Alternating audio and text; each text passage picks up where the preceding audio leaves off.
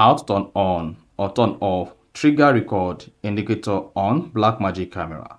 So if you want to trigger record indicator on your Blackmagic camera on your phone, then this video is going to walk you through how to do this step by step. So if I don't know this, if you found this often informative, please don't forget to like and then subscribe.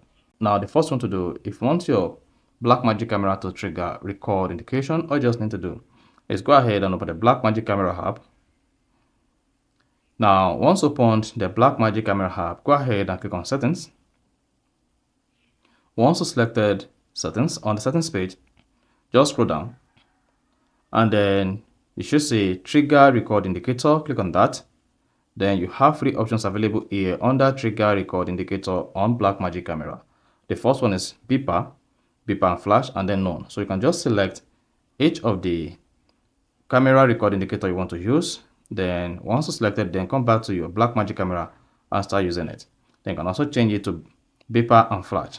So you see that? So while using the Blackmagic camera to record, and then you click on the record button, then you're gonna hear a beep or beeper and then flash. So this depends on your choice. So that is basically how to enable or disable trigger record indicator on Blackmagic.